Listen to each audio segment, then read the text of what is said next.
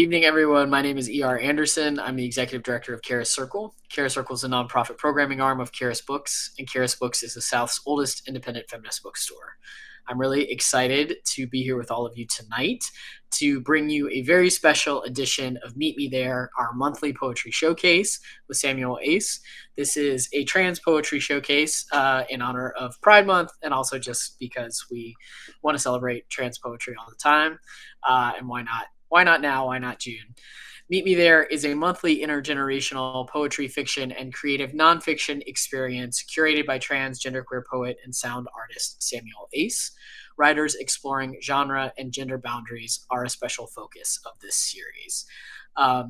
We are really excited to feature this stellar group of multi-genre trans writers. These writers represent only a fraction of the new work recently represented by trans poets and writers, but it is a great showcase. Samuel Ace is, as I said, our host. His most recent books are Our Weather, Our Sea, Meet Me There, Normal Sex, and Home in 3 Days, Don't Wash, and the chapbook What Started This Mess. Ace is the recipient of the Australia Lesbian Writer Award and the Firecracker Alternative Book Award in Poetry, as well as a repeat finalist for both the Lambda Literary Award and the National Poetry Series. Recent work can be found in Ex-Puritan, Poetry, We Want It All, an anthology of radical trans poetry, PEN America, Best American Experimental Poetry, and many other journals and anthologies. A book-length poetic essay, I Want to Start by Saying, is forthcoming from the Cleveland State University Poetry Center. So welcome, Sam. We are always glad to be here with you and grateful for your beautiful curation. And welcome to all of you. Thank you for being here. Sam is going to tell you more about each of these folks. And for our folks who are watching at home, feel free to shout out where you're watching from in the chat. Feel free to clap virtually or put other wonderful emojis in the chat to let our poets and writers know how you feel. And otherwise, kick back and enjoy this amazing showcase. Thanks once again to everybody for being here. And welcome. Thank you, ER. Hi, everyone. My name is Samuel Ace, and thanks for everyone for being here tonight.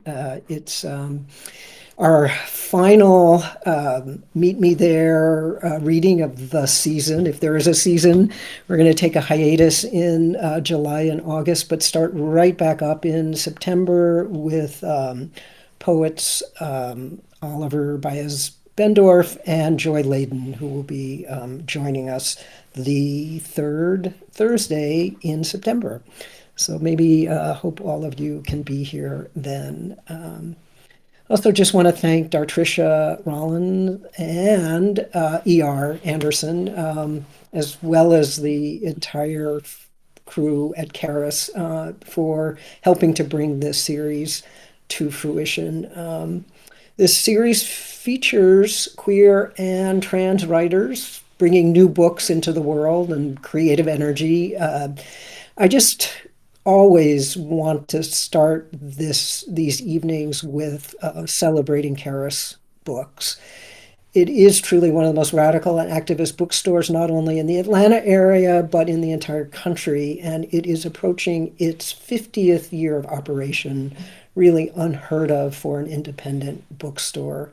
I knew of Karis before I moved to Atlanta, which has been for recent history, but as a relative newcomer to this area, I was so happy to know that Karis was here because even not being here, I had the sense of Karis as a home and a touchstone. And being here, being able to find the books of old friends and to meet new friends, and also feel really right at home. So today there's simultaneously, as all of you probably know, just an incredible flowering of trans and queer literature, along with a violent backlash to that visibility. Karis has consistently provided a safe space for radical queer thinkers and writers. And if you haven't done so already, please check out their website where you can buy books by tonight's authors and where you can also view the event calendar. There's something happening almost every night. All the live events, in-person events are live streamed. So no matter where you are in the country, you can access them. So this is Pride Month, June.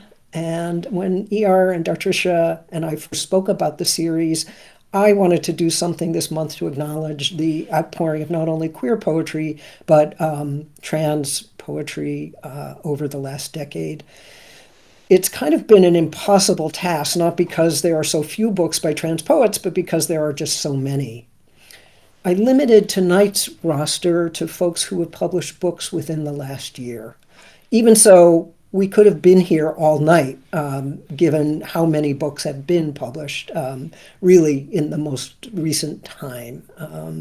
There are probably 5 writers who have new books out that I reached out to who were unavailable, including Saray Janelle Johnson, or in the case of KB Brookins, who will not be appearing because he's going to be here at Caris in July celebrating his new memoir.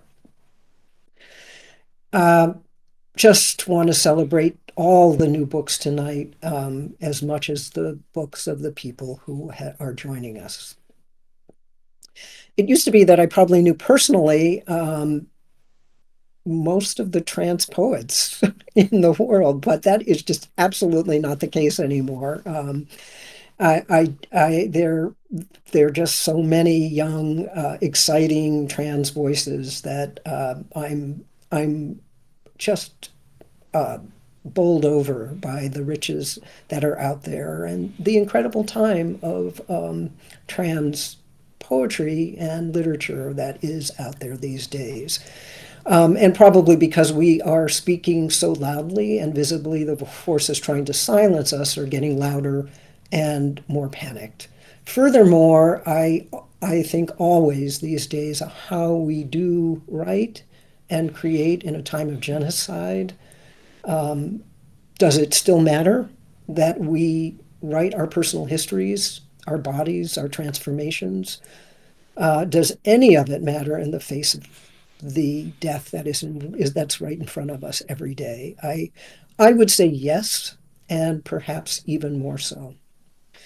My dear friend and poet, trans poet T.C. Tolbert, who was featured on the series back in January, and who also has a new book out, The Quiet Practices, says this. It was in a 2021 essay that appeared in Poetry magazine. He said, "For years, I've taught every student who would listen that the urgency of poetry is not in the publication, but in the process. It's not even on the page, but about how one takes that page, practice, and brings it to life. I still believe this. It comes out of my experience as a trans person, writing my many bodies, we all have more than one, into existence first, and then allowing those silences, simultaneities, dissonances, ruptures, reaches, and jumps to guide me through those same experiences off the page with family, community, God, public space, strangers, my own memory, and how I want to know love." So I use that as an introduction to all of the poets we have here tonight.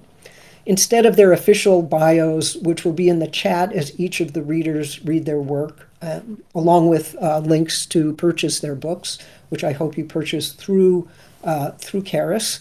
What follows are very brief introductions to the work. I'm not going to introduce each person in between. We'll go from one poet to the next. But this is just, I put together just some thoughts, a couple of quotes, and also some questions for you to think about as you hear their voices. The first reader tonight will be Zephyr Lazowski, whose book, Girl Work, is just out from Noemi Press.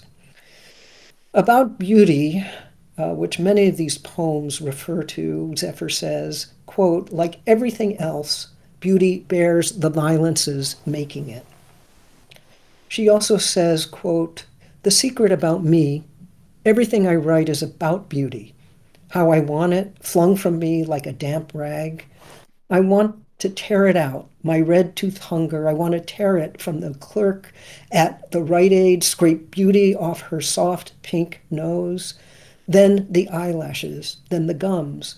To be beautiful, this country tells me, is to consume and never stop." Unquote.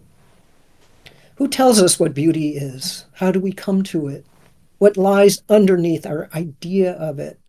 A trans woman is perhaps a prime vector for the deep misogyny in our culture, claimed, exploited, raped. What is beauty, Zephyr asks, or the opposite of beauty in the work of being a girl? Next up will be Violet Spurlock, whose book In Lieu of Solutions is also recently out from Future Poem. Dissonances and simultaneities, as TC said, how language and our bodies are transformed in our transness. Trans as a mirror, a funhouse, and perhaps a more real reality than we can conceive of. Quote, Violet says, when I am depressed to the point of reaching for death, I feel like a man. I say, quote, I am a dead man, quote. What would it mean to have a woman's death? I need to know, unquote. Or, also in the book, quote, I love my friend's pussy because it sang to me of a hidden power. I'm not talking about my friend's body. We spoke on the phone. I love my friend's pussy because a word was made different in response to a need. The word pussy fit as naturally into the sentence as any other. The sentence described a change in the quality of an entity over time. The sentence reformulated the shape of an image, unquote. And next will be Julian Carter, whose newest book is just been released by Nightboat, Dances with Time and Tenderness. In the forced genre-specific nature of publishing categories, their book is classified as prose, and the publisher Nightboat has categorized these pieces as essays. I say yes, they are, but I read these essays and the way they are structured in the book, many of them as poems, in that they belie genre, and many of them do all the things for me that poems do. Here's a quote from the book. Who am I to draw the line between representation and the real? Words, worlds, bodies, cells, molecules, nothing about us is stable or entirely itself. Our skins are only the most visible of the boundaries with which we organize our matter, and we, are made largely of gates that can snap abruptly shut or slip open. We are as easy in our being as the lace curtains that threw shadow mesh across Edward's bed, bringing sunlight and birdsong into the scene to remind me it's a vibrant, breezy universe out there. If that's not poetry, I don't know what is.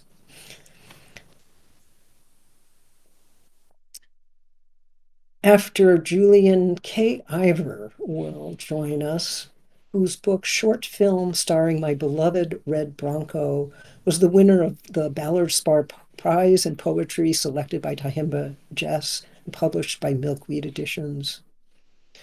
In the kaleidoscope that creates transness, K states that they, quote, want the impossible, another genre. They also say the following, quote, I stand in front of paintings a long time and think about the bones once belonging to you and how Egon Schiele could line a body into movement because you no longer have a shape. I've made a practice of nearness, unquote. So here we are again. Kay asks over and over in these poems, how does grief, love, connection exist within the morphology of language, the body, and their transformations? I'm so pleased that J.D. Plucher could join us here tonight. Her most recent projects include The Unsettlement's Dad and The Unsettlement's Moms. In a recent interview, she says about her practice that it, quote, spans writing, installation, performance, and bookmaking, and the spaces in between, and the quest to leave an archive of weirdness to future generations, unquote. Her practice also includes translation and visual object making. She says in her about her work, the things I make aren't just objects, they are witnesses to deep relations, attempts to create other kinds of monuments and anti-monuments that might allow new realities to finally come into being. Unquote, decades to relearn epigenetically how to reroute in place, to remain, reorder, reorient, remake. Unquote. Sid Stadey's most recent book is Seldom Approaches, Out from the Elephants. In an interview, Sid says, quote, I wrote a book that contains an I character that was never stable, sometimes a woman, sometimes a man, sometimes an ungendered person or a person with an unmarked gender, sometimes a person who was a gender other than what was perceived. The character finds themselves in a variety of environments, carrying out experiments, unquote. For a few years, I was very fortunate to be in a writing group, a trans writing group with Sid, Violet, and Zoe, and was able to witness the evolution of Sid's work, the shifting genres, the transformations of character and events, challenge any notion of a linear narrative. Sid says, quote, it's not simple to encounter the world and leave things out. The omitted parts accumulate, build an edifice of all the stories that could have been told, making a history of their own, the unspoken tower.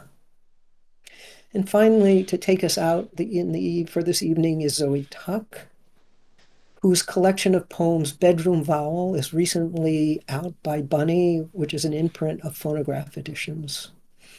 In her poems, I experience the extraordinary connections that she makes across literature, a reading life, a brilliant mind's inquiry that meets the daily moments of just waking up out of bed to a new day, of Patsy, her dog, of her partner, of climbing a hill, of taking a walk, just of simply being alive. With humor and not a small dose of sarcasm in a poem called The Women's Building, she says, quote, I want to go into the woman's building. What happens inside the woman's building? Is it where one becomes a woman, or perhaps where one might go to have their womanhood verified? Now, there's a terrible thought. They'd probably ask for 2 forms of ID, a credit card, an insurance card. In the US, we have this thing called a credit score. And then in an actual poem called, quote, Being Alive, she says, quote, warm air blows from the vent on the floor into the red shirt hanging from the curtain rod, filling it up and making it dance like there's a woman inside, thinking of the phrase, waiting in death's vestibule, as a way to say, being alive.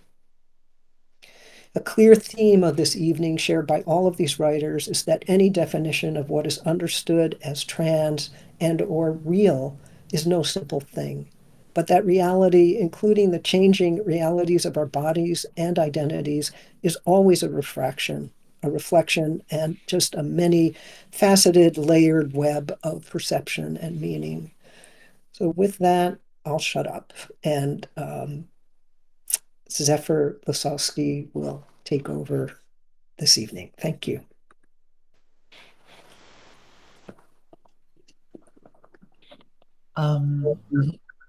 Samuel, thank you so much for that beautiful introduction. I'm so excited to be here. I'm so excited to hear everyone else's work. I talked a little bit softly. Can everyone hear me all right? Let me know in the chat if I'm too quiet, but I'm seeing some thumbs up from my co-readers, so I'm going to take that as a sign to continue. Girl Work is a book about labor. It's about reiterative violence. It's about ghosts, and it's about all of the valences in which those also appear as well. And it's also, of course, about beauty. And I'm going to read the first long poem about beauty in the book that Samuel quoted some from. And it's called Poem Only About Beauty. And since it's on the longer side, that's probably the only thing I'll read from this book right now. It collapses the boundary between thinking and feeling, Kat tells me over 2 sweet pina coladas. I'm hungry as usual, lonely, threaded with want. It's snowing. My body. It's numinous. I know I'm beautiful. I know this because people tell me I am beautiful. In a closed-door meeting in North Carolina, a professor compares me to Greta Gerwig. My first therapist in New York tells me I look like the famous trans child of a glamorous pair of local celebrities. At an academic conference in Tennessee, a painter says I'm incredibly pure looking, slides his hands softly over mine while saying so. Pure, good, whatever. To be beautiful. To survive. I've made my beauty. It suppresses everything that's not my beauty. I suppose most people must see their noting of it as a benevolent affirmation. This person is striving towards womanhood, so I'll tell her what woman she looks like. Drew Barrymore, Uma Thurman, Michelle Williams, the white one. Have you ever hid your body from all that created it? This is not an invitation. A blanket of actresses, these skins. A golden, phosphorus pale field. Fall passed over the city this year. It shouldn't have been a surprise. Leaves frosted overnight. Every day I fail in my attempts to write about what most people call pretty. A bird bobbing its crested head. A man scraping trash from the side of the curb, snow settling into the dirt. This, too, is a kind of legacy. Of course I can walk over to your place. I'm putting on my makeup as we speak. Is there anything else you want to know about me? I'm listening. When I worked fresh out of undergrad, my beauty's proximity to other, more enfranchised beauty. Oh, men couldn't get enough. Celebrity this, celebrity that. You could be an impersonator, they'd say, rubbing one out. Show me your tits. A sort of mother, benevolent cam girl next door, a whole. Let's say I relish these comparisons. The way a thing can hurt, but affirm at the same time. The smell of cedar before it subsumes the senses. They tipped me, of course. Why am I telling you this? I made my money. I was beautiful, they said. A pin-up princess. A blonde girl. But, you know, less. To be consumed, unencumbered, numinous. My beauty takes and takes all that's given to it. I turn on the webcam and keep working. A house, a yard. Do you know what you did? Years ago, dinner with my partner in the park. Boysenberry tea, nettles, and agave, a feast for one and a half. I practice not eating with abundance. Drunk off approval, I drink myself thin. I drink myself shapeless. I mold my holes into an invitation generous as a rib cage. 22 and foolish, there is no one I behold to more than myself. Ensnared with availability, my body blossoming into an endless, grinding machine. The more I punish myself, the more beauty I am allowed. This is how it works, acted on by a violence I don't even know to name yet. An expansion of territory, unaware I owned. I am shaped by the wallet, bank account, shade of hair, skin, eye color particular to me, an accumulation unencumbered. Beauty's reach is everywhere, and I don't even know what I'm doing. I buy a hard cider. I buy an eyeliner.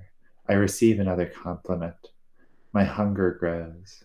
Are you there? Are you listening? I want to annihilate everything unanswered. In other words, I buy a Fenty stick, brush it across my lips, walk to work. Serve a coffee, smile, $1.50 in the tip jar. By the end of a shift, everything becomes dark. Body sore from all its work. Your hair is incredible, customers say again and again. Is it real? The lights of the cafe click off. I can't perform sober, so I buy some weed.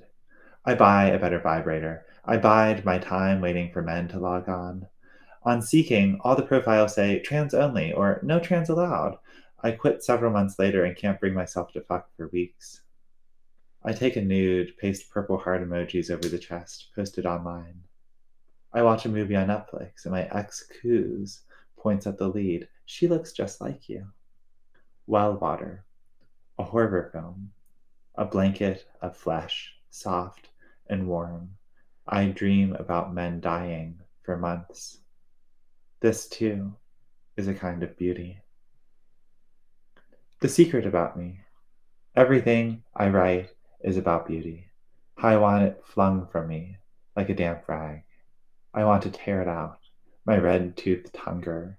I want to tear it from the clerk at the Rite Aid, scrape beauty off her soft pink nose, then the eyelashes, then the gums. To be beautiful, this country tells me, is to consume and never stop. I want to collect it all in a hefty bag by the river and hold it under till its fingernails are ruined, till its hair is long and stringy. Like everything else, beauty bears the violences making it. An alabaster skin, a fuckability. Put down every scent given me. Open my eyes. Scribble out what everything gorgeous has awakened. He makes me vegan Alfredo, and we paint our nails periwinkle after finishing. Now I'm laid down on a duvet, door locked, horror movie queued up. It's 2017. The lights shutter off, barely present. There is no invitation here. There is nothing but our beauty. An ex stopped eating in childhood, never starts again. Here's a beautiful thing, a small stone. Here's another. The river by my mother's house always bubbles over its banks, ruining her small patch of azaleas. It happens again and again, and she never moves the flowers. Have you noticed me listening as you talk? It's because I care. I look. I brush my teeth. I'm focusing my beauty into being a kinder, more patient person. I do a trick. I practice my breathing. My body aches. There is nothing patient about any of this. I do not wish to be beautiful, but it has been done to me anyway. In the end, there's only work. Thank you.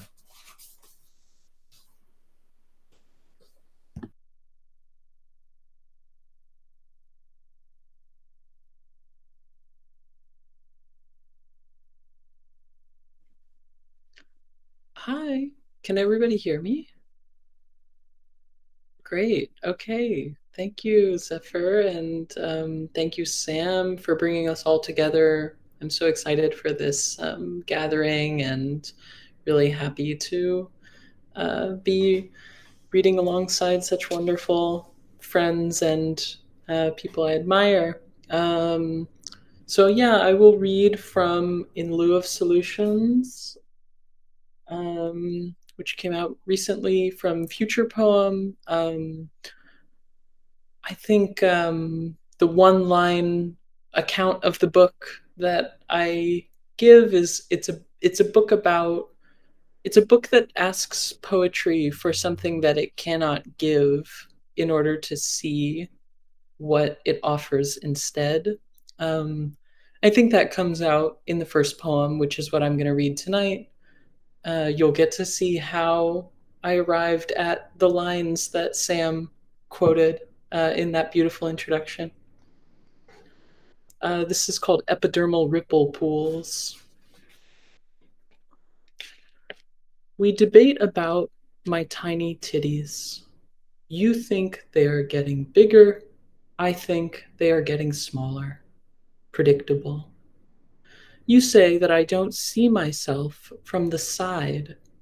See, that's an argument. You may offer me sensory details about how you view my profile, but I process it as evidence against my perspective, for which I am grateful. You tell me a fairy tale. A man wins and loses the love of a fairy. A range of voices, images, explanations. The central object is bread. The central action is violence. We don't have to go too deep into analysis because the surface is so rich. I smile because I'm noting our difference and it is so beautiful.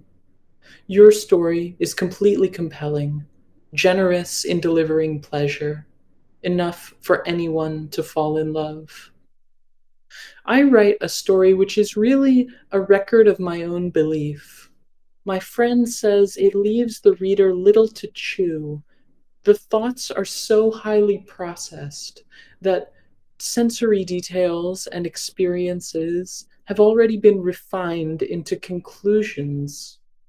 I offer that it is apt for the writing to appear more as essay than as narrative, because I often live my life more as essay than as narrative. My friend says, well, I wasn't going to say it. My story is a lonely meditation, mirroring the paucity of the reader's life, a salve for the heartsick. You say you can't write in the form of a project. I say I can't write good descriptions. We like each other's writing. I read a friend's book, and it contains images. The images are clearly allegorical, and I discern from the passages featuring direct argument and from my conversations with the friend that the images refer to ideas I am interested in expressing, compelled to express. I like my mode of expressing ideas, and I like their mode of expressing images. An imagined collaboration emerges as a solution. I think, if only someone could offer me images. Ready made, please. Ethically sourced, if possible. I know you think that the world is full of images, that inspiration is waiting outside my window, and you're right, but you're wrong. An image is a highly processed abstraction. Its function is to help you forget about abstraction. How is it made? We are forbidden to say. In this poem, I am avoiding the use of images. Are my titties an image? Perhaps for you. And am I forced to follow my logic here? To admit that my titties are, to me, an argument, an idea, a concept? Perhaps. My titties certainly have a spectral existence. If I describe them to you, I am both extending and negating the imagined space that they fill. My titties are under consideration now. If my titties develop further, it will be due to what we call conscious choice. This fact, which cannot be perceived by assessing the physical qualities of titties, would seem to give my developed titties a sort of special status. Chosen titties. Would we mystify this fact by describing the titties? I began by thinking about the words that I needed but could not give myself. One of those words was titties. If this word denotes an image, and this image is supposed to emanate from my body, then my body, to be described thusly, has a responsibility to correspond to the word which describes it. This is why the word, if it is an image, is used. This is the conditionality of description. This is what I cannot bear.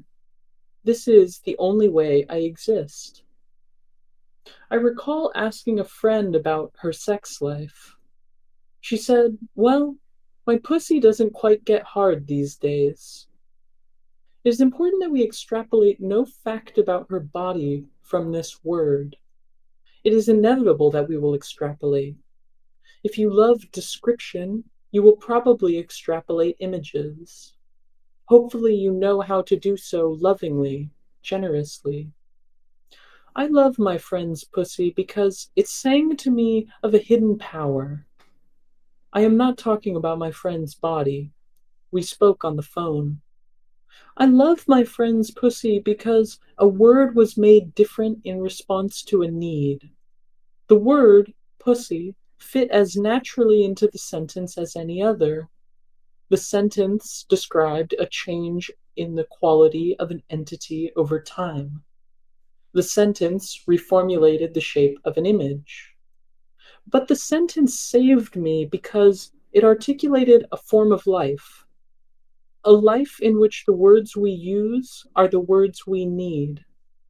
I love my friend's pussy because I cannot speak its name without getting free. Thank you so much.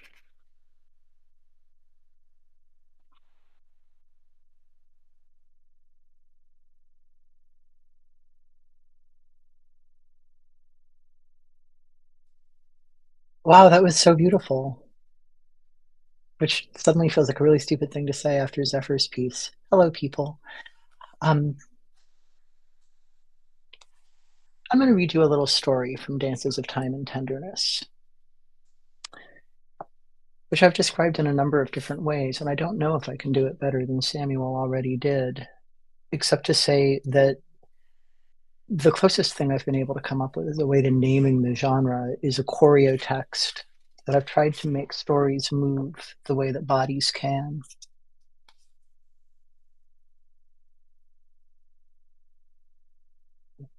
Rather than chapters, this book has links, and this is from the second link, of ropes and chains and sailing ships.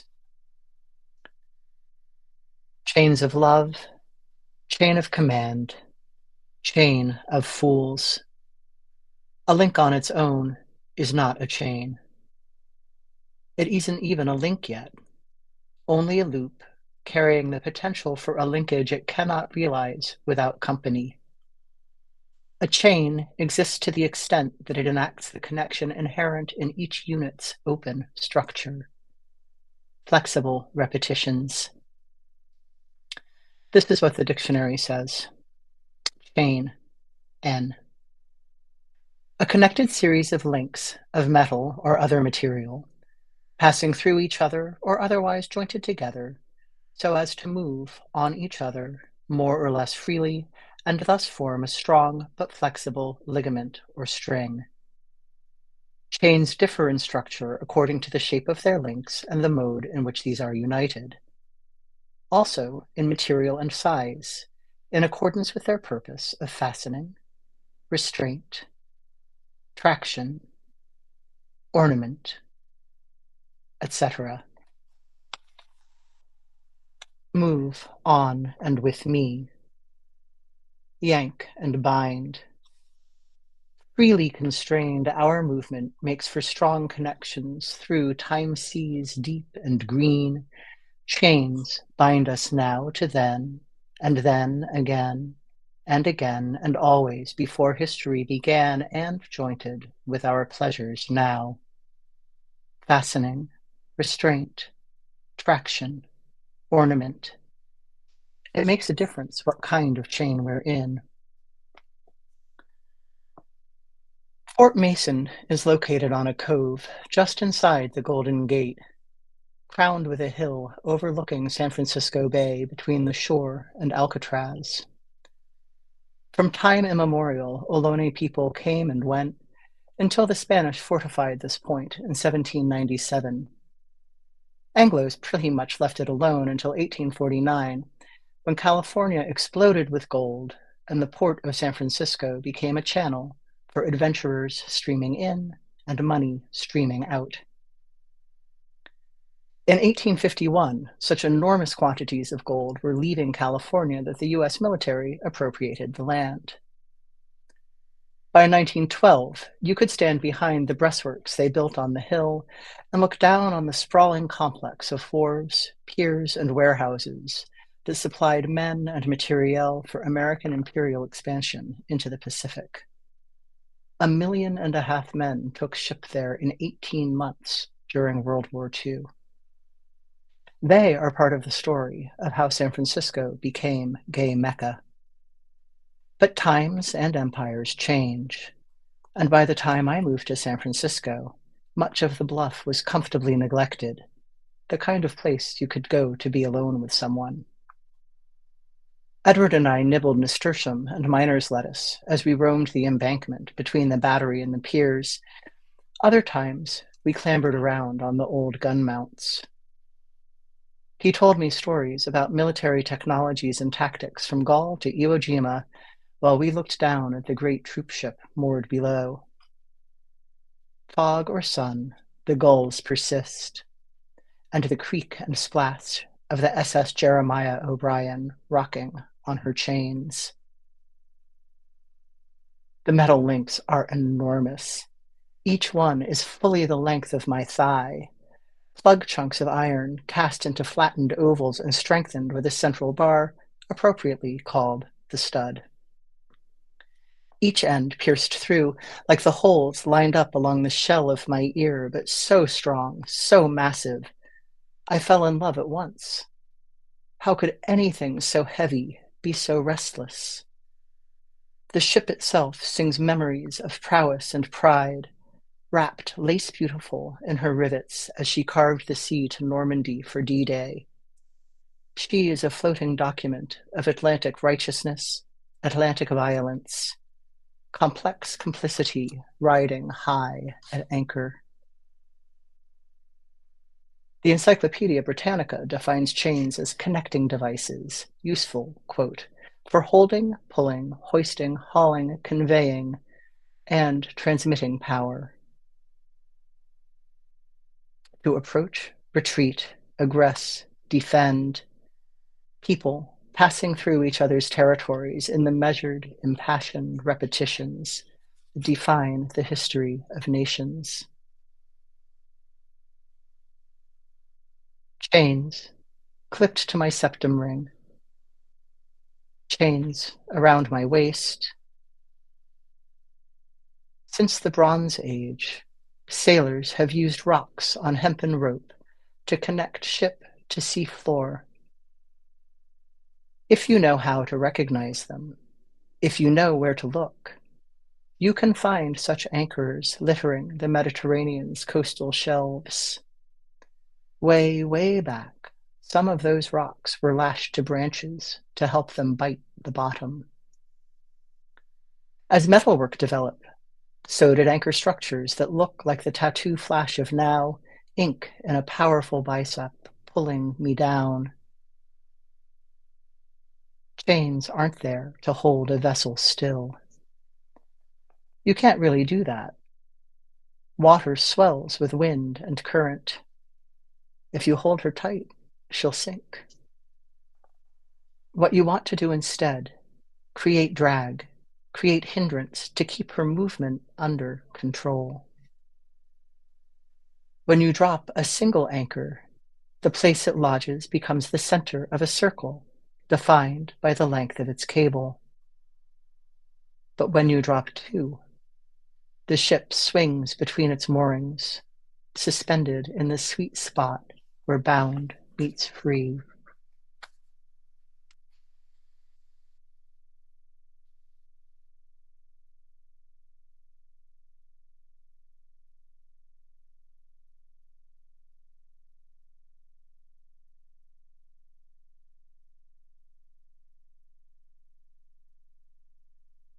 The other short piece I'm going to read is a freestanding section. The book is connected in a circle of charms. It makes a charm bracelet, and off the main text are little pieces called charms. This is one of them. It's called Marrow.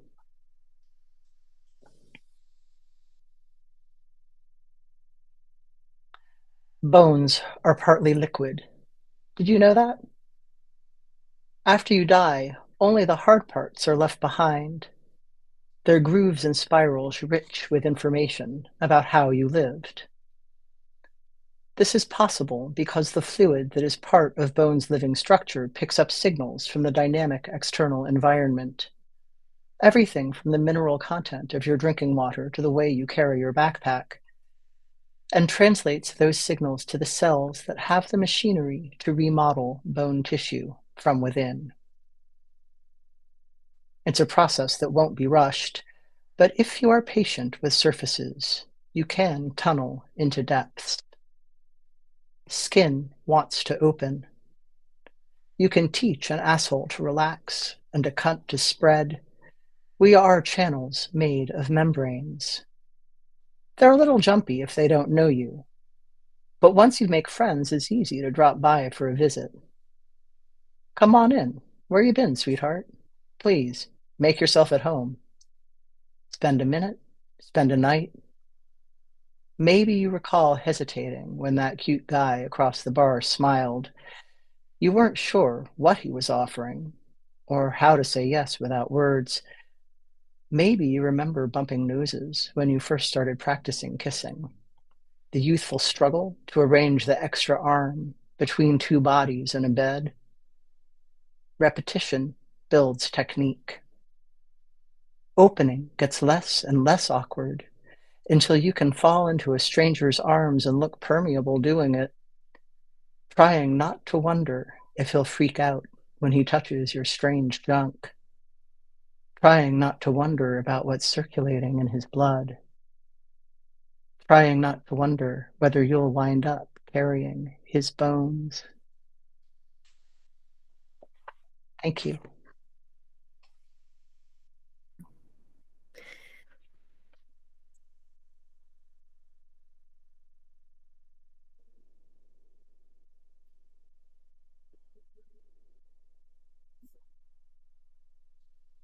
Thank you, Julian. That was really beautiful. I feel like I need a minute to metabolize that. I love that so much, and I can't wait to read it.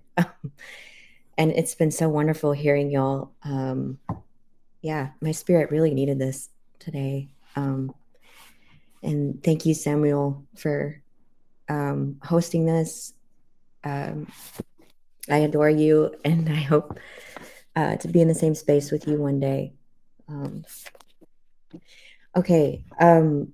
I'll just read one poem from my book, Short Film Starring My Beloved's Red Bronco, which is about coming of age as queer in the 90s in Mississippi. And many of the poems elegized my first love, who was trans, who I met in 96 when I was 14. And I knew him for 11 years before he died in 2007 when he was 26 and I was 25. But I'll just read the very last poem. It's called Because You Can't. Because you can't, I stand in front of paintings a long time and think about the bones once belonging to you and how Egon Schiele could line a body into movement. Because you no longer have a shape, I've made a practice of nearness. A hawk lets me stroke her mid-flight. I let comets land in my mouth when they're small enough. My lover pushes all their weight on me because I asked. They flatten me into astonishment. Because nothing can astonish you, I tempt what's alive by doubting I could love it more. It's a neat trick. When I use it, raccoons visit often, their fingers closed around mud older than me.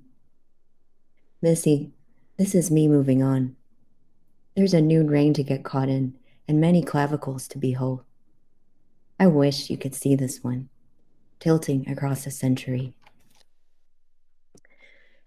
I'm going to read some new work from a collection that I thought was going to be about queer desire or T for T desire and kink, but I think it's actually going to be about prayer.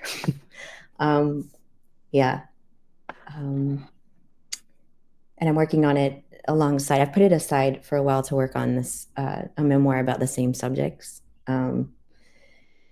So this is more like a return, but I'll also read a poem about in this series that is dropping next month. This one's called Central Park. Inside my lover's mouth, I taste what I can't touch. The Octobering of sycamores, the boulder tourists stand on for selfies, the choreography of kites. This is where desire begins, this pulse from lip to throat. I want you means my mouth wakes me up asking to close around you. Psychologists say oral fixation points to adult addiction. My addiction to lovers made adulthood possible. Loneliness will absolutely rot away teeth. My mouth has always known the stakes. In our hotel room, my lover leans over me, says, "Open your mouth," before he spits. The deep P sound of his lips, another command. Inside my cheeks, the first complete echo. My lover prods my lips down and sideways like a dentist. He tongues the surface of every tooth. He opens his vulva above my face, says, "Suck softly." I can't, not softly.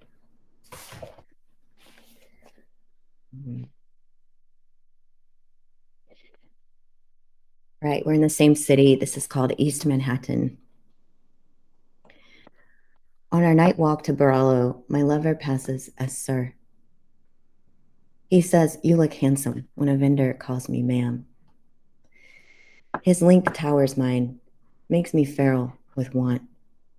In our hotel room, he binds my arms with one sheet, squeezes my neck with the other. When he studies my face, red and gasping, his pupils eclipse blue. I, too, am drunk on his power. He says, "Do you like looking at me?" I've never watched, not like this. Still, something in the room smells old. The way I can snort a person, lie back, and miss obvious danger. At the opera, a tenor begs the princess he loves to spare his head. My lover leans close to me, whispers, "Are you sore? Did you bleed?" He wraps my hand around all 5 of his fingers to show how deep they were. Days later, on the phone, with states between us again, he says, "I was surprised to miss you, to want to know more." He has questions about my past. I tell him exactly how to abandon me. Okay, still in East Manhattan. This is coming out next month. It's called The Gotham Hotel, and it looks like it's gonna fall. Oh no, oh no. Yeah, foreshadowing in form, I guess. The Gotham Hotel has 25 floors. Its letters hum to pedestrians in large metal serif. From floor 19, you can see offices across the street, suits dimming their desk lamps. Like all hotel rooms, this one's asking you to cry. You wait until you've left the large bed, the elevator dings open, and you're on West 46th, passing long October coats. Only there, away from the cornerless dark where your lover sleeps, away from the room's disarming neutrality, can you soften into what's next? The relief of dropping sad water on pavement used to catching it. How steady the scaffolding, how predictable its right angles. Under them, the curve of your head gains balance. Feathers continue their low pivoting in sudden storm. On floor 19, your lover's eyelids and shoulders open. The glass wall bends to his length. Last night, while under it, you could taste plaster, steel, ascension of thighs, their blueprint drawn for reascending. Under him, you understood there's no safe engineering for this much want. What will you lose, pivoting on 10th Avenue? If you could tell him no, you wouldn't. Thank you all so much.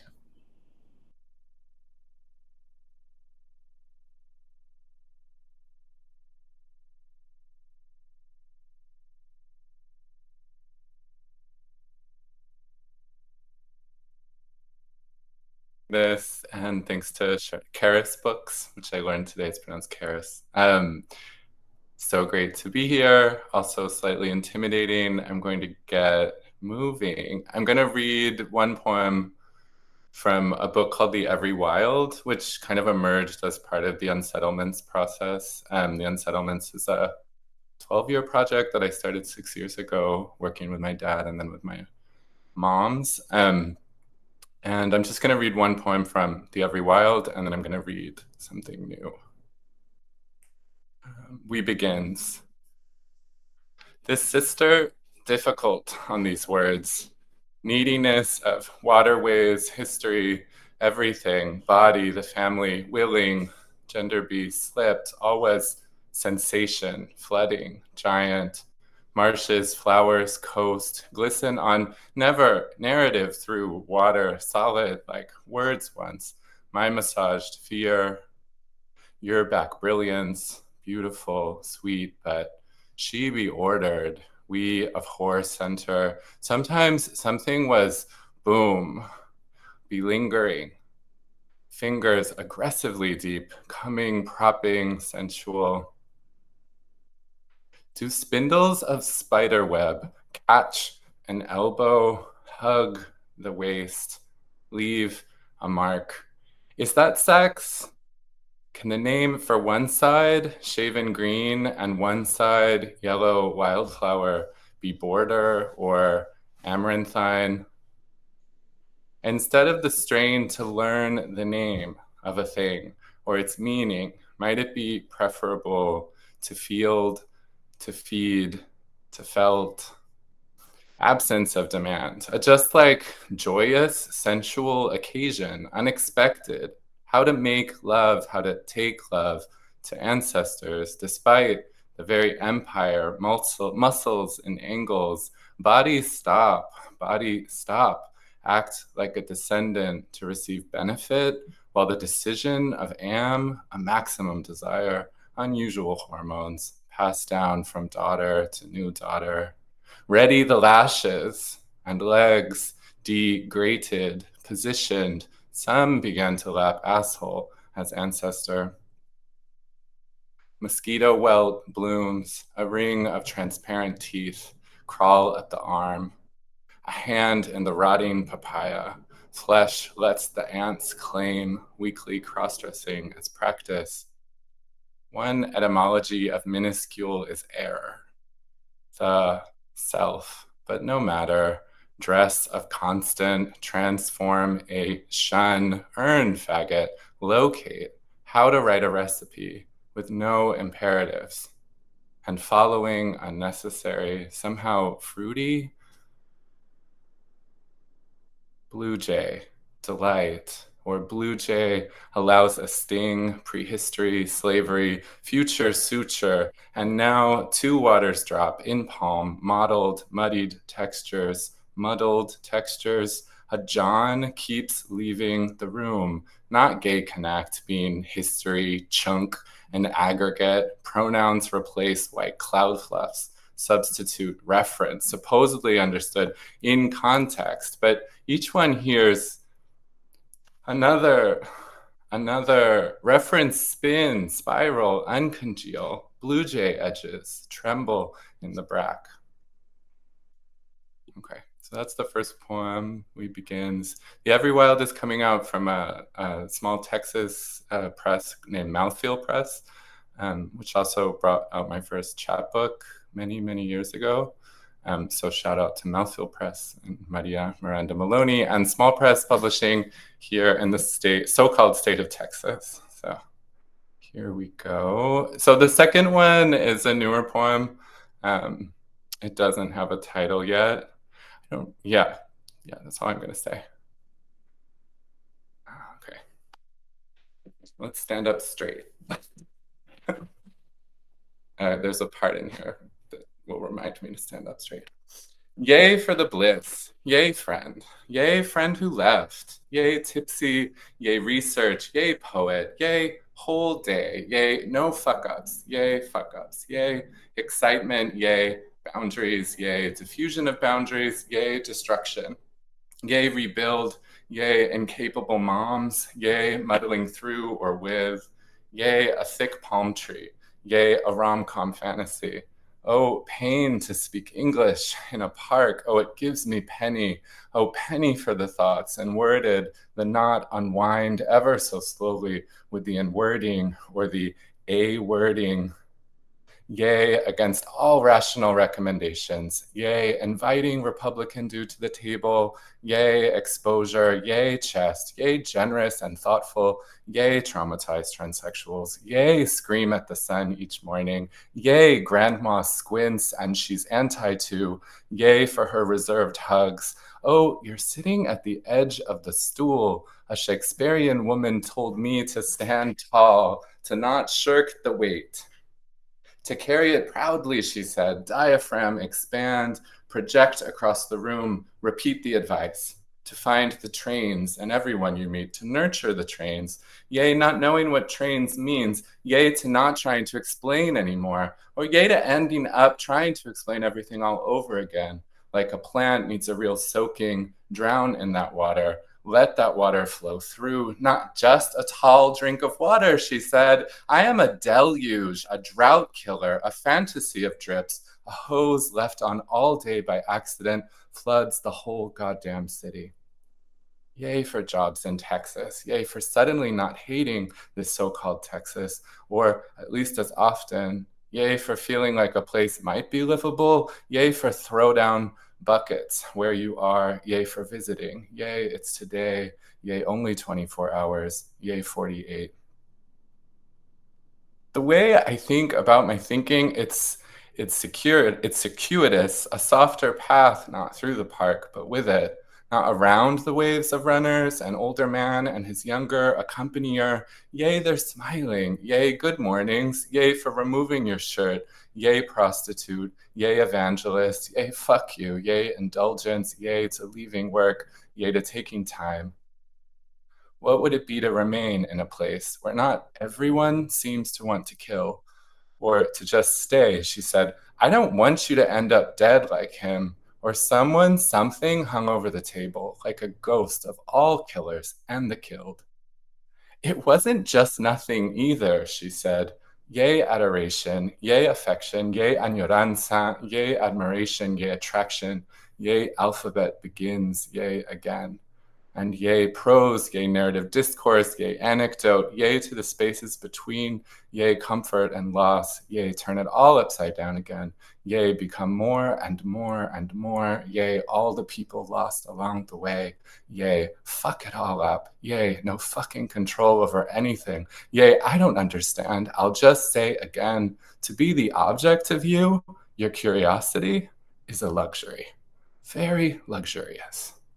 Again, yea for the bliss and the day off, yea for the morning, yea for deep sighs turned on and relaxed, yea not caring if this poem is good or if I am good or you are good, yea let us all off the hook, yea being fucking bad. Oh, you want to be stopped? I'll stop you. No, wait, stop your own damn self. Yea for new thoughts, just all around yays. Yays, gaze, yay for relaxing. It's not you, it's me, meet her. The press of waves and the crush of the sea shouts in your hurricane diffuse ear. It would be a gift for you. Yay, convergence, yay, space, yay, slow down, yay, all the unsaids, yay, the broken, yay, the ghosts, yay, living and dead, yay, dialogue, yay, counterpoint, yay, moon. Yay, fucking moon. Thank you.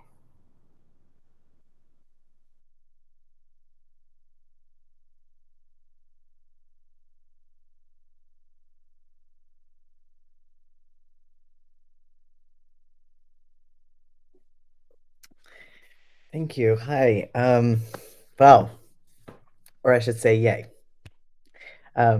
It's really nice to be sharing this time with my co-readers and all of you. And thank you to Sam and Karis. Yeah, it's definitely quite a feat to be such a long-standing independent bookstore. So definitely props to you all. I made the probably regrettable decision to read very, very new work and not from my book. So it doesn't have a title yet. It's incredibly brand new. And we'll see how it goes.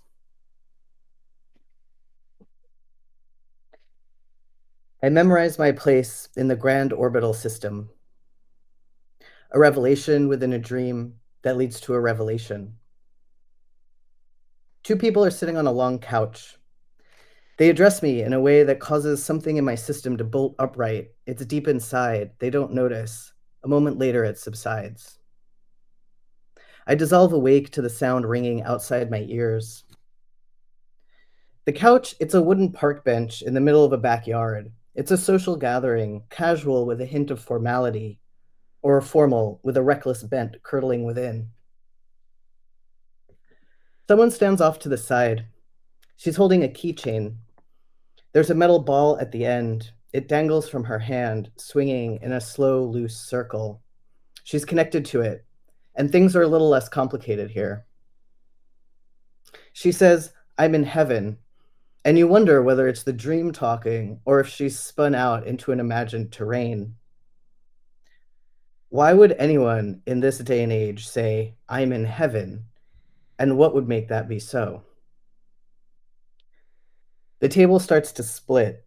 Like a rumbling earthquake, the ground peels open. I'm in a new room and I'm painting. People are sitting around me. I'm so embarrassed about what I'm doing. I don't want them to see the painting while it's still in progress before I know what it's going to become. I start to put pieces of blue duct tape all over the painting. I decide that the painting should be more like a sculpture. I add more and more. Probably I just want to conceal the fact that I'm not a very good painter. The pieces of tape had been pre-cut by someone else into small, neat squares, which pisses me off. I want other shapes, bigger, more jagged, angular. It's fear of the blank page, I say, the raw, unfiltered state, youth, and the anxiety that pervades. I keep adding more to the canvas in an effort to conceal what lies beneath. I don't know what's under there. The layers bring me an illusion of comfort, but after a few years of adding, I strip it all off, back down to the bone again, and that's where I find my first self. A scent drifts through the window, awakening me into the next room. I'm sitting at a long table with many other people. They're eating, drinking, and talking to each other, but nobody's talking to me. I'm drawing on a piece of paper. Maybe it's the face of a cat or a dog. In homage to my grandmother, I start scribbling. The scribbles turn into a cat or a dog. I don't really know how to draw. I'm embarrassed, but I come to like what it eventually turns into. This drawing becomes a part of the painting. It's on the left side. On the right side, there are a bunch of trinkets I had sewn by hand. Trinkets, tchotchkes. It's a diptych. I had just finished writing a diptych poem for the February 25th poetry PDF that Ted and Rainer have done for the past 2 years. This year, people were invited to write a poem inspired by the James Schuyler poems, February 13th, 1975, and Sleep, presented side by side like a diptych. I'm guessing this is how diptych shows up, like the blue duct tape, which showed up because I had just seen for the 4th or 5th time Stephanie Barber's film, Three Peonies, a short 3-minute film where 3 pink peonies are taped to a red wall with blue duct tape. These things like blue duct tape and diptych make an imprint that easily drifts in. How did I know the drawing of the cat or dog was part of the painting if the painting didn't happen until later? And later, the painting doesn't have a cat or dog on the left or trinkets on the right. It wasn't even a diptych. And yet, when I was looking at the diptych earlier, I knew it was part of the painting or sculpture that was going to be presented to my teacher in the art class, though the art class hasn't happened yet. And later, when I finish up the painting by layering blue duct tape, it's nothing like the drawing of the cat or dog that I started with. Who was I then when I started writing this poem that turned into whatever this has become? Should I strip it back down to the bone? The table splits again, like an earthquake rumbling and the ground peeling open. Timelines are built in language. Narrative is a work of art stretched over time. A painting conceals its own progress, layering content on top of itself. Most writing does this too. When I was done with the painting, the teacher came over to look. She said it was good. Someone started talking to me at the same time, which annoyed me because I wanted to hear what the teacher was saying because she was saying nice things about my art and I wanted to absorb them because I couldn't see them myself. The teacher brought 2 others over to look, prominent artists who were guests visiting the class. They paused before my masterpiece and paid it great attention, voiced compliments, and suggested I could go far. Then they turned and walked over to the next person. And that was it. The work of art I poured myself into, a moment of notice that came and went so fast, it was a dream, a brief moment, a whole wretched life. A single orb of light dangling from her hand as she stands to the side of the table, swinging the little metal globe around, and there she is. She's in heaven. Thank you.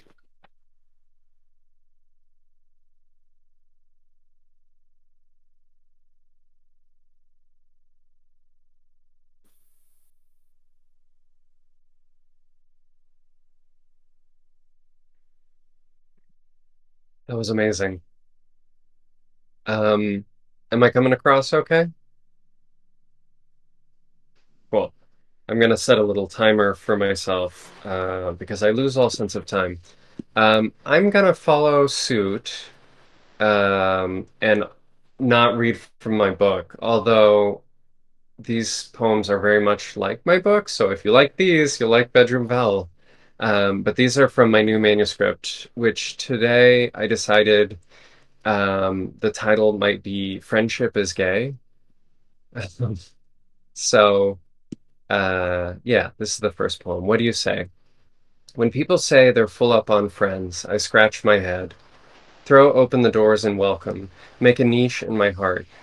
You begin for me, and a universe unfurls. Who started the rumor that a mature forest should have evenly spaced trees, clear lines of sight? I admit that I cannot read all the books, nor fulfill friendship's obligations to the utmost for an infinity of persons. I renounced experiment years ago, repudiated tradition, eschewed the middle path, negated negation, leaving what exactly? Repackage friendship as a methodology for anything. Is something gay happening? I asked my partner about their show. They're best friends. Friendship is gay, and thus participates in the erotics of cosmogony. Um, I'm bad at titling as I go, so this is just April 1st, 2023 poem. Life is not a joke, but by jokes we understand life. Sorrow strikes, a sudden storm, wet flowers in its aftermath. The crocuses push up in their enduring form. Pissers piss in the pissoirs of Paris, but where I am is the capital of the present moment. Years from now, I would love to discover that desire kept on the other side of touch, too, finds its flower. Chthonic colors, cowboy neighbors. For the span of a daydream, the chrysanthemum kingdom flourished, then fell as a curl brushed my cheek, provoking an itch. Tell me I'm not a lech. By language, I try to unkiss what my eyes have kissed. Even a bent follower arrives somewhere by way of love's pedagogy. It was not for naught. Suffering, sublimation, languor, even labor, I flatter myself, though I can't discern it. In some dark center, each form harbors its other. The mother of the moment is simultaneity, what Marxists approximate in the materialist mysticism of their dialectic. Everything that exists or doesn't exist speaks somehow. I felt the wet surface of the plate for culinary debris, scanned the book's pages for juice or heat. In the clarity that sometimes follows a mood swing, I realized my peripherality as radical truth and undeniable illusion. Placing my hand on the root was then an embodied gesture to show you that I know what. Knowing that you know that everything is connected would make me feel so connected to you, and under your gaze's little sun, I'd flourish like a little flower. Um, and then this is April 8th of this year. I don't know what I have two poems where I'm like dunking on Marxists, and I really have no beef with them. We agree on a lot of the same things. Um, I am an anarchist. Hierarchy should be as contextual and ephemeral as a soap bubble. Do they know I am? Does it matter if they do? It matters to say it. Rather like being trans, a seed I carried with me until it was safe to plant. Its flavor Taoist after Ursula, Robert Duncan, Diane de Prima, which is to say, not rejecting mystery as mystification, nor queerness as counter-revolutionary. Anarchists like my friend Susanna, whose deeds are worth 1,000 of the poses I've struck to see someone look at me like I'm funny, fuckable, human. Dykes is roses, Frankie. What's the difference between anarchism and friendship? A practice of seeing how wide I can gape my ventricles, fit you all in there, slowly falling away from that friendship because she had seen too much of my fucked up youth. Anarchists like riding my bike to monkey wrench books and discovering Taz, temporary autonomous zones, ontological anarchy, forever attached to the second discovery that the author was a creep, which isn't an approach to a politics of citation, but a queasiness I don't want to fuck with. Anarchist, like I will stand beside my Marxist friends, while also sometimes rolling my eyes at the Baroque involutions of their doctrines. No nations, no borders, no prisons.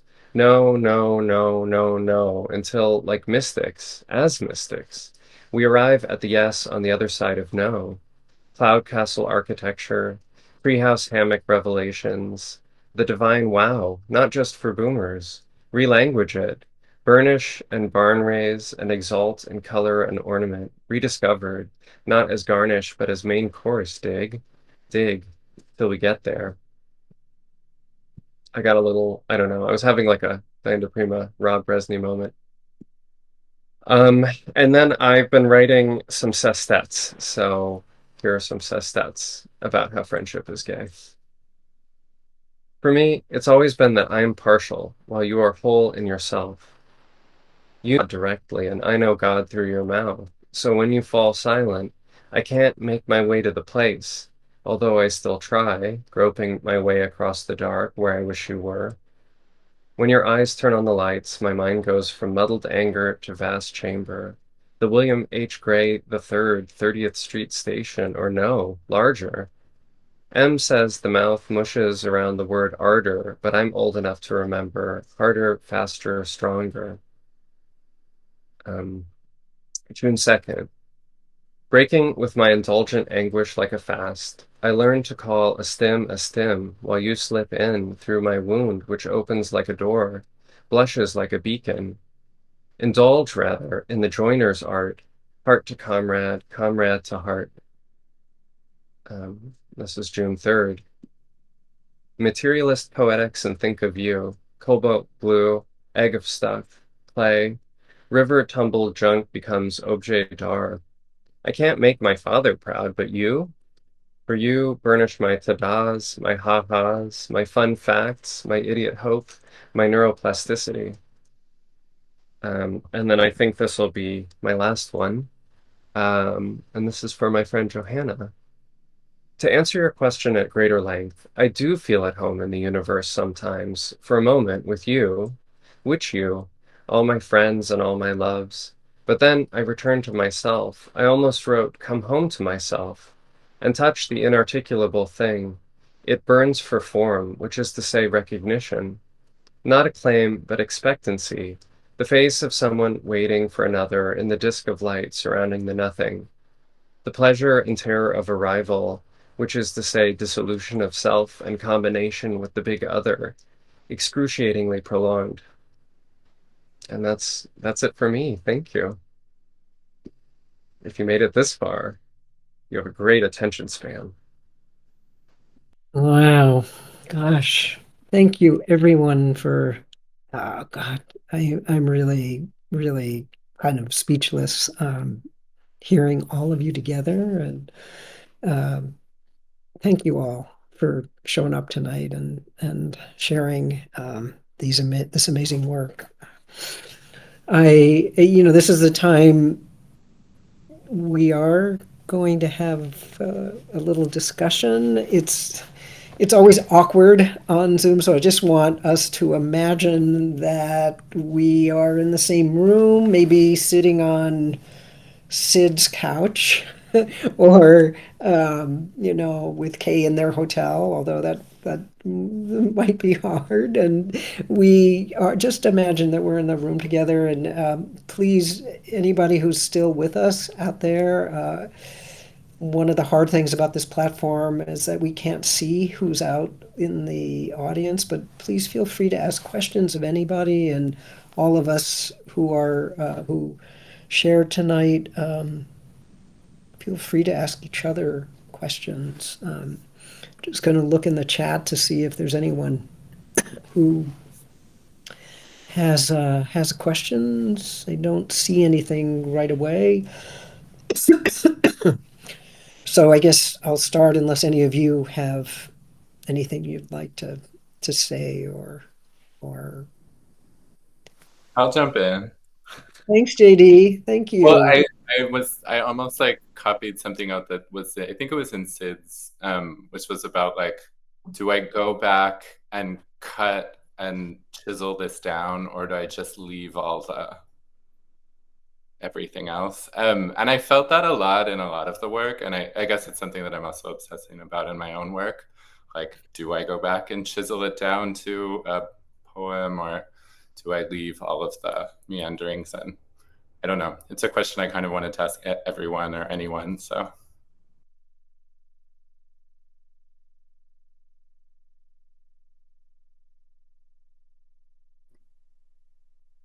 I guess Yeah, since I was go ahead. invoked, I will kick off the conversation. Thank you for bringing that up. Yeah, I think it is like a question that I think about a lot, and I also like do a lot in my work of writing when I do prose writing of, and it's also kind of related to when I was talking about the painting that just layers on top itself, where it's like, what about writing that would also like kind of show its process that doesn't conceal the like the culling or the pulling or the editing that happens. Like how does a poem like show its own kind of mm, uh like journey of becoming itself or something? I'm interested in process more than like a final poem, and probably because I'm actually not like a very good writer of like a beautifully crafted poem, so I like linger in the messiness. But I'll just start with that. I'll just say that and let other people jump in.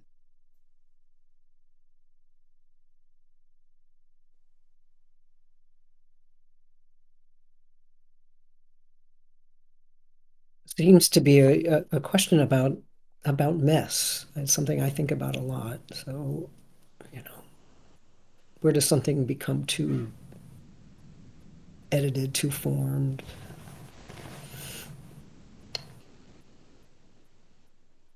Or what has that process been like for you?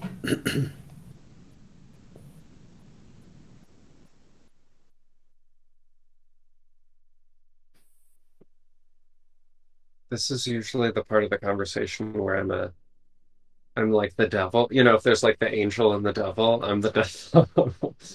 Because I'm very improvisational, um, and I edit very lightly. But that all sort of covers up the fact that I do a lot of pre-writing in my head. Um, Hmm. so I guess maybe I am edit. I guess I've learned to say that I am editing. I'm just editing before I write, if that makes any sense. But I like the mess. I want the mess. Yeah.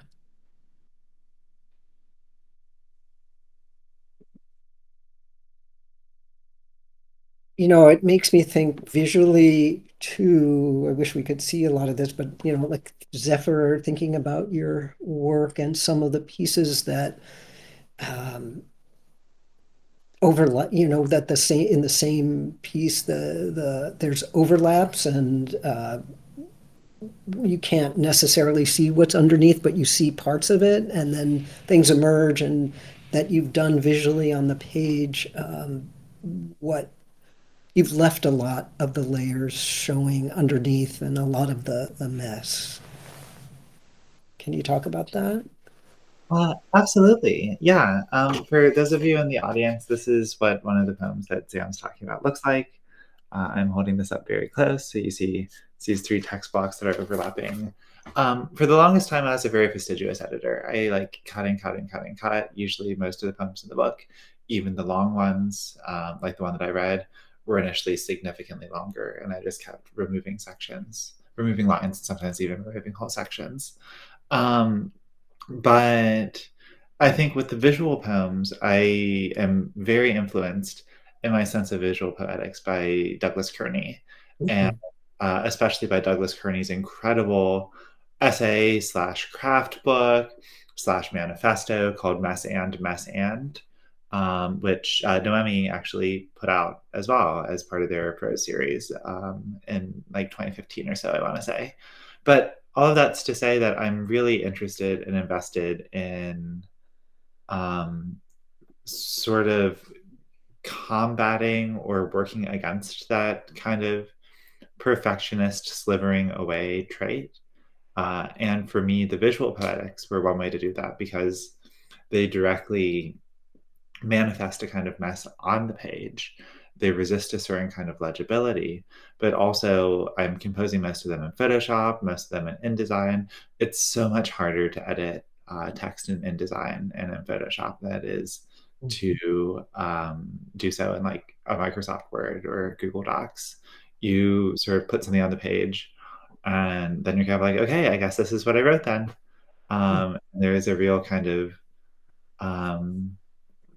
sort of sense of thinking about Violet's framing, thinking about the sort of sense of freedom that allows you as well, is really important to me, and is something that I've really loved in some of the other readings and writing that I've heard this evening as well.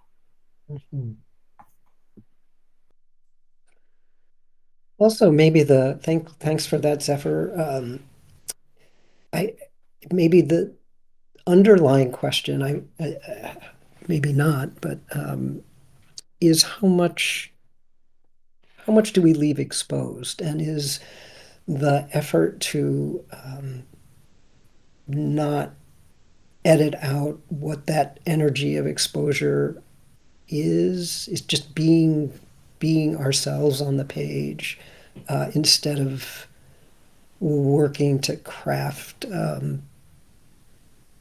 somehow a more perfect, so-called, I'm saying that in sarcastically or in quotes, a more perfect image.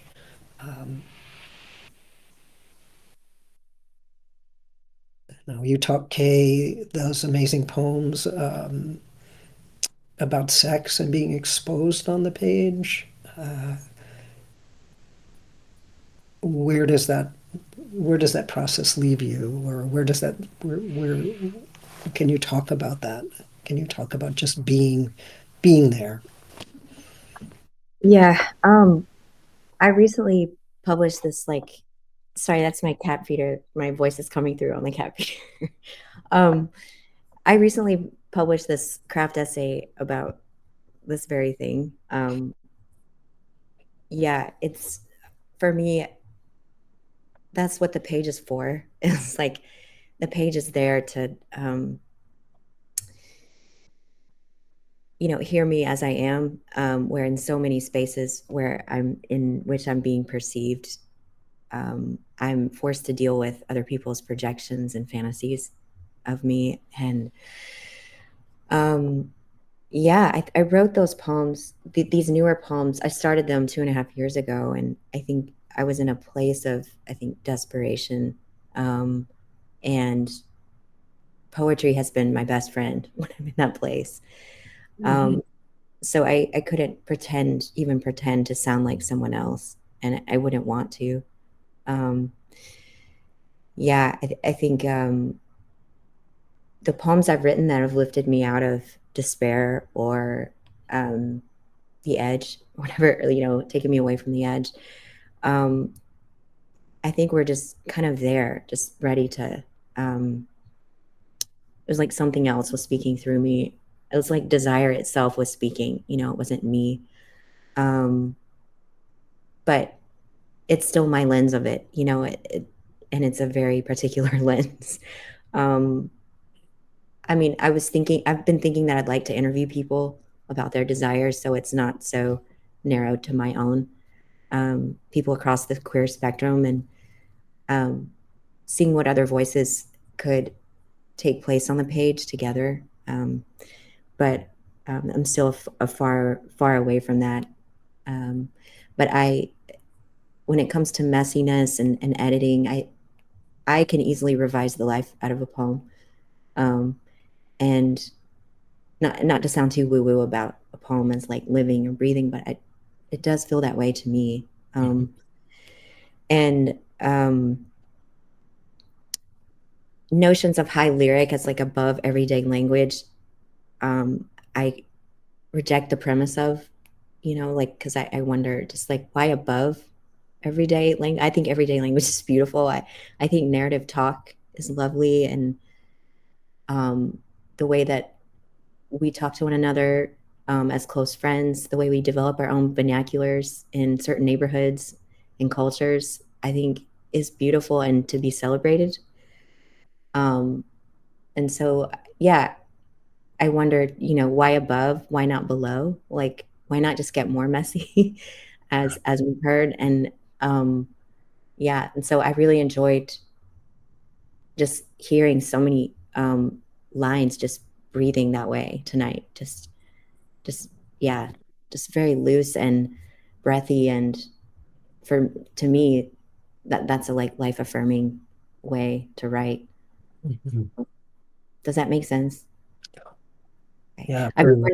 wondering if I should take the narrative out of some of these poems, but I've been trained so hard on the narrative poets when I was young. Like I started writing like 20 years ago. I haven't been publishing long, but um, I'm like, I don't know if what I'm doing is trying to be like James Tate, but trans, but like, I don't know if I could ever write that high lyric poem. Maybe one day. Yeah. I think about this really differently, and I think it's because I do tell other people's stories quite a lot. And one of the things I have found by working with other people's lives is that I don't feel responsible or even kind if I just let it be too much about my authentic first response. That usually is something that then needs to be sifted and sorted through and let to sit. And the most recent poem I finished actually is one that is both a very recent one and a very old one that picks up a piece of a description I wrote in college about a very dear friend who had told me a story at the dinner table in the dining hall that sounded like a poem to me. And I went back to the dorm room and wrote it down and never could quite figure out what its right frame needed to be. And about 6 months ago, I heard the refrain, the piece that she had said to me that began with "beans are easy to grow" in my head next to something else. I thought, oh, this is finally the right container to let Lenore tell that story. That was in what, like 1986 or something. I haven't been consciously editing it all the time in between, but it did take me that long to really begin to understand something about her particularity in a way that let me then tell a story that seemed to me to be a fair truth about something that mattered very much to her. Mm. Thank you.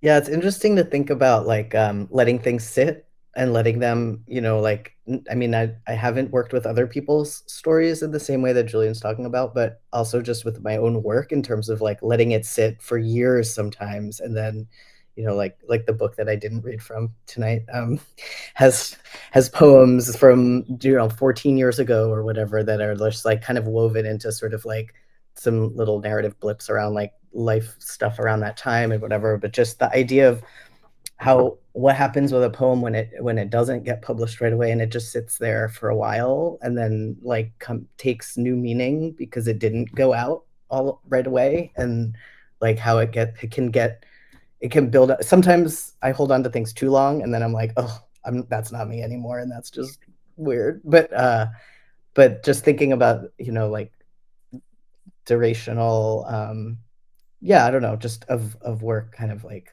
languishing for a while. I'm interested in that too sometimes.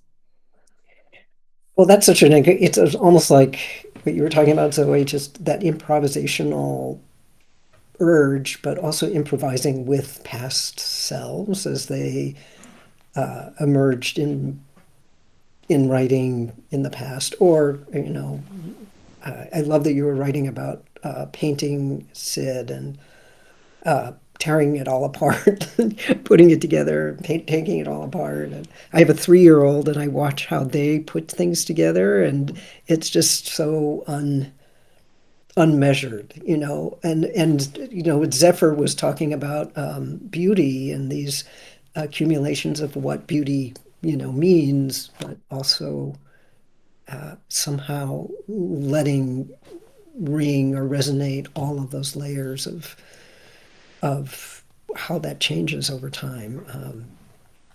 I really appreciate this discussion. Unfortunately, we're a little over our time, so I think this was actually a wonderful evolving question or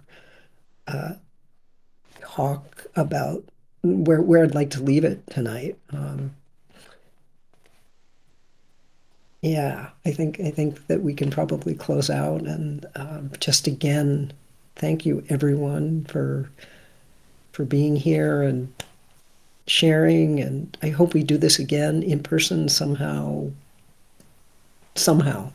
I'm not sure how that'll happen, but let's make it happen. Yes, please, all of you. We have an open door at Karis. We'd love for you to come visit in person anytime you want.